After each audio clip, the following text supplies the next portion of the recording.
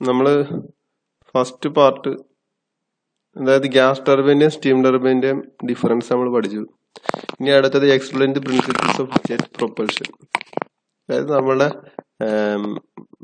Aeroplanes പിന്നെ rockets ഇതൊക്കെ എങ്ങനെ വർക്ക് ചെയ്യണമെന്ന് അറിയാനുള്ള ഒരു ചെറിയ പോർഷനാണ്. നമ്മുടെ സെമിനാറിലൊക്കെ കുറച്ചൊക്കെ നമ്മൾ അതിന് പഠിച്ചായിരുന്നു. എന്താണ് ജെറ്റ് എൻജിൻസ് എന്നൊക്കെ, ഡിറ്റോണേഷൻ എഞ്ചിൻ എന്തൊക്കെയാണെന്നൊക്കെ പഠിച്ചായിരുന്നു. Explain the principle of jet propulsion. A jet engine is a air breathing internal combustion engine often used to propel high-speed aircraft. Jet engines, like rocket engines, use the reaction principle in that they accelerate a mass of one direction and from Newton's third law of motion experience the thrust in the opposite direction. However, the jet engine uses air to burn fuel, while rocket engine use stored oxidizer. Air breathing provides higher performance in terms of thrust per unit of propellant and allow the highest endurance.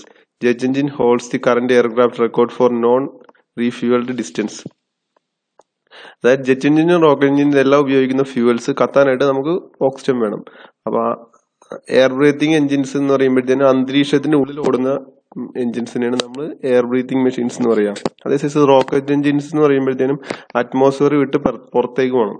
അപ്പൊ അവിടെ പോകുമ്പോഴത്തേനും oxygen ഉണ്ടാവില്ല. ആ oxygen നമ്മൾ എന്ത് ചെയ്യുന്ന വെച്ചാൽ ഒരു പൗഡറിന്റെയോ അല്ലെങ്കിൽ ഒരു ഓക്സിഡൈസറിന്റെ രൂപത്തിൽ എവിടെയെങ്കിലും സ്റ്റോർ ചെയ്യും. അത് ആവശ്യത്തിന് യൂസ് ചെയ്തായിരിക്കും റോക്കറ്റ് പ്രൊപ്പൽഷൻ നടത്തുന്നത്. ഇതാണ് തമ്മിലുള്ള ബേസിക് വ്യത്യാസം ജെറ്റ് എഞ്ചിനും റോക്കറ്റ് എഞ്ചിനും. Illustrate working of turbojet, turboprop and propjet engine. ഇനി ടർബോജെറ്റ് എഞ്ചിൻ എന്താണ്, ടർബോപ്രോപ്പ് എഞ്ചിൻ എന്താണെന്ന് നമുക്ക് പഠിക്കാം. അപ്പോൾ ഈ രണ്ട് എഞ്ചിനും നമ്മൾക്ക് നമ്മുടെ പെരുമ്പാവൂർ പോളിടെക്നിക്കിൽ നിന്ന് മുകളിലേക്ക് നോക്കിക്കഴിഞ്ഞാൽ പെട്ടെന്ന് കാണാൻ പറ്റും. അതായത് സാധാരണ പോകുന്ന എയർക്രാഫ്റ്റുകളെല്ലാം നമ്മൾ സാധാരണ കാണുന്നതെല്ലാം ടർബോജെറ്റ് എഞ്ചിൻസ് ആണ്. ഇതും ടർബോപ്രോപ്പ് എഞ്ചിൻസ് തമ്മിലുള്ള വ്യത്യാസം നാം പടത്തിലൂടെ കാണാം. ഇതാണ് ടർബോപ്രോപ്പ് എഞ്ചിൻസ്. ഇനി ഈ പ്രോപ്പ് എഞ്ചിൻസിന്റെ എൻഡിൽ വലിയ ഒരു ഫാൻ ഉണ്ടെങ്കിൽ അതിനെയാണ് ടർബോപ്രോപ്പ് എഞ്ചിൻ എന്ന് പറയുമ്പോൾ. അതായത് സെയിം എഞ്ചിൻ, അതായത് ഒരു ഗ്യാസ് ടർബൈൻ ആണ് രണ്ടിനെയും ബേസിക് വർക്കിംഗ് പ്രിൻസിപ്പിൾ. പക്ഷെ ഒരു പ്രൊപ്പല്ലർ എന്ന് പറയുന്ന ഒരു വലിയൊരു പ്രൊപ്പല്ലർ ഫിറ്റ് ചെയ്തിട്ടുണ്ടെങ്കിൽ അതിനാണ് turboprop engine, turbojet engine. Turbojet engine എന്ന് പറയുമ്പോഴത്തേനും അവിടെ പ്രൊപ്പല്ലർ എന്ന് പറയുന്ന വലിയ ഫാൻ ഉണ്ടാവില്ല, ഇവിടെ ഒരു വലിയ ഫാൻ ഉണ്ടാവില്ല. അതാണ് ടർബോപ്രോപ്പും ജെറ്റും തമ്മിലുള്ള മെയിൻ വ്യത്യാസം. പിന്നെയുള്ള ഇതിന്റെ മെയിൻ വ്യത്യാസം വരാനുള്ള കാരണം സ്പീഡിലാണ്. അതായത് ഹൈ സ്പീഡിൽ പോകുന്ന ഒരു എഞ്ചിനിൽ എവിടെയെങ്കിലും ഒരു തടസ്സം, ഒരു വലിയ ഏരിയ ഓഫ് കോണ്ടാക്ട് വന്നു കഴിഞ്ഞാൽ അതൊരിക്കലും ആ എഞ്ചിന് പ്രശ്നമായിരിക്കും. കാരണം ഇവിടെ ഒരു വലിയ പ്രൊപ്പല്ലർ, ഇപ്പൊ ടർബോപ്രോപ്പ് എഞ്ചിന്റെ ഇവിടെ ഒരു വലിയ പ്രൊപ്പല്ലർ നമ്മൾ ഫിറ്റ് ചെയ്യാൻ നിന്ന് കഴിഞ്ഞാൽ ഈ പ്രൊപ്പല്ലർ ഹൈ സ്പീഡിൽ തടസ്സമായിട്ട് വരും. അപ്പോൾ ഇങ്ങനെയുള്ള എഞ്ചിൻസ് എപ്പോഴും, ടർബോജെറ്റ് എഞ്ചിൻസ് എപ്പോഴും ഹൈ സ്പീഡിലായിരിക്കും പോവുക. അതായത് സാധാരണ ഒരു 1200 എന്ന് പറയുമ്പോഴത്തേനും നമ്മുടെ സൗണ്ടിന്റെ സ്പീഡിനേക്കാളും കുറച്ച് താഴെ, മാക്കിലേക്ക് എത്താത്ത ഒരു സ്പീഡിൽ പോകുന്നതിനായിരിക്കും ടർബോജെറ്റ് എഞ്ചിൻസ് എന്ന് പറയുമ്പോൾ.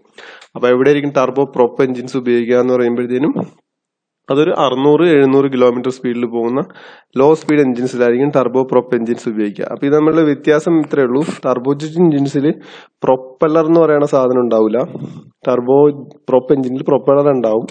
സ്പീഡിന്റെ വ്യത്യാസം, ടർബോജെറ്റ് എഞ്ചിൻസ് കുറച്ചും കൂടി സ്പീഡ് കൂടുതലായിരിക്കും, ടർബോപ്രോപ്പിന് കുറച്ച് സ്പീഡ് കുറവായിരിക്കും കമ്പാരിറ്റീവ്ലി.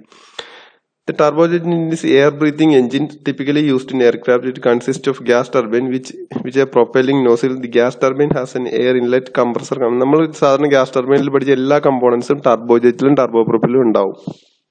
അതിൽ നിന്നുള്ള വ്യത്യാസം എന്ന് പറയുമ്പോഴത്തേനും ഇത് കണ്ടില്ലേ, ഒരു ഗ്യാസ് ടർബൈനിന് വേണ്ട കംപ്രസർ, കമ്പസ്റ്റൻ ചേമ്പർ, ടർബൈൻ, ഇത്രയും ആയി കഴിയുമ്പോഴത്തേനും ഒരു ഗ്യാസ് ടർബൈൻ ഫിറ്റ് ചെയ്തേക്കുന്ന എഫക്ട് തന്നെയാണ് ടർബോജെറ്റ് എഞ്ചിനിൽ വരിക. ഇനി ടർബോപ്രോപ്പ് എഞ്ചിൻ എന്ന് പറയുമ്പോൾ ഈ വക ഗ്യാസ് ടർബൈൻസും കംപ്രസറും കമ്പസ്റ്റൻ ചേമ്പറും ടർബൈനും ഉണ്ടാവും. ഇതെല്ലാം കൂടി ഒരു ഗിയർ ബോക്സ് വെച്ച് ഒരു പ്രൊപ്പല്ലറിലും കൂടി ഫിറ്റ് ചെയ്തിട്ടുണ്ടാവും. ഈ പടം വരയ്ക്കണ തന്നെയാണ് ഏറ്റവും നല്ലത്. ഇനി explain the principles of rocket propulsion. A propulsion unit which gets the oxygen from surrounding atmosphere for the combustion of fuel is called jet propulsion. അതായത് നമ്മുടെ അറ്റ്മോസ്ഫിയറിൽ നിന്ന് എയർ ബ്രീത്ത് ചെയ്ത് വർക്ക് ചെയ്യുന്ന ജെറ്റ് പ്രൊപ്പൽഷൻ എന്ന് പറയും. ഇനി rocket engines produce thrust by expulsion of an exhaust fluid which has an accelerator to high speed through propelling nozzle. The fluid is usually a gas created high pressure combustion of solid or liquid propellant consisting of fuel and oxidizer component which combustion chamber. The nozzle uses the heat energy and releases by expansion to the gas to accelerate the exhaust very high supersonic speed, and the reaction to this pushes the engine the opposite direction. അതായത് rocket എഞ്ചിൻസിന്റെ കാര്യങ്ങൾ പറയുമ്പോൾ നമ്മൾ ഇത്രയും പറഞ്ഞാൽ മതി. അതിലൊരു ഫ്യൂവലും ഓക്സിഡൈസറും ഉണ്ടാവും.